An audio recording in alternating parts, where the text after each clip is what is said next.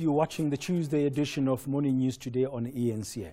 Now, government wants to regulate Airbnb and other home-sharing apps in South Africa.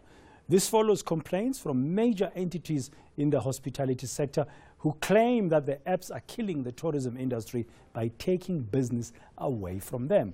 Well, to help us understand this process and unpack this, we joined from our studios in Cape Town by Blessing Manale from the Department of Tourism. Mr. Manale, good morning, and thank you very much for your time. The draft amendment bill that will seek this kind of regulation coming into place is currently it's been gazetted currently, and it's people are commenting in the public on it.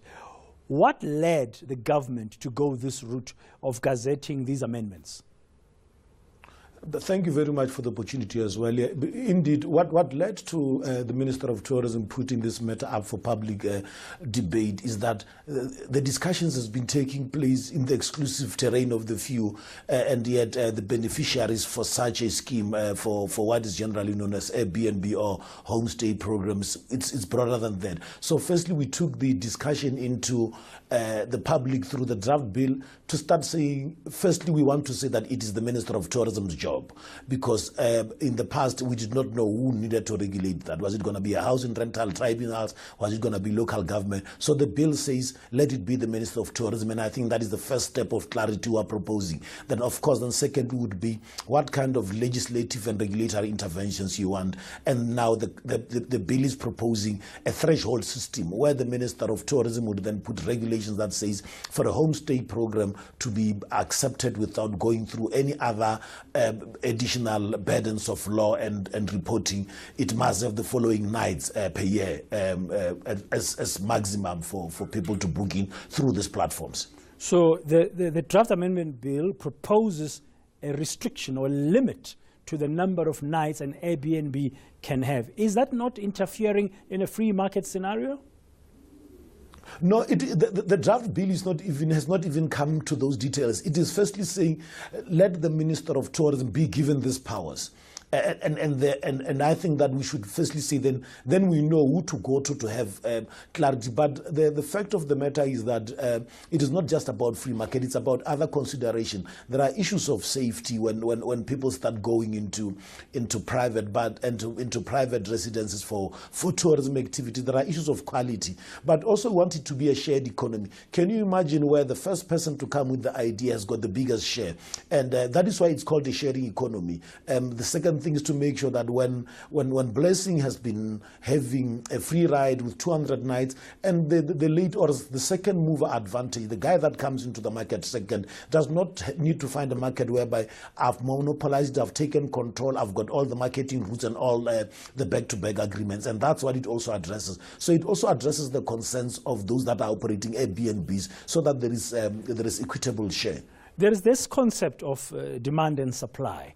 And there's also a concept of choice. I mean, a tourist who wants to come to South Africa may choose to go to an Airbnb in Soweto, and rather than go to a Southern Sun Hotel or a Tsogo Sun Hotel or Protea Hotel or any other institution in Johannesburg. Surely they should be allowed to do so, and that supply and demand thing.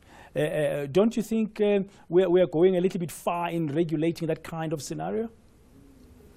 But indeed, and I think that a view has been perpetuated that it is government that is insisting on regulation.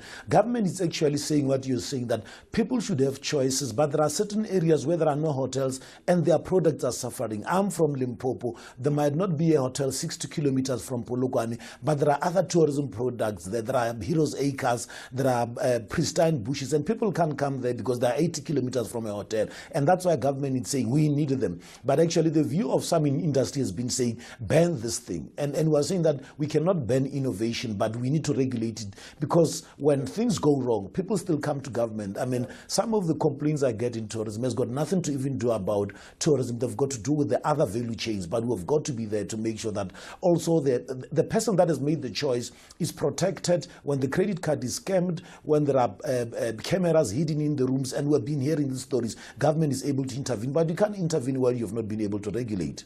Okay, how long is this process of public comment now that it's out on the Government Gazette?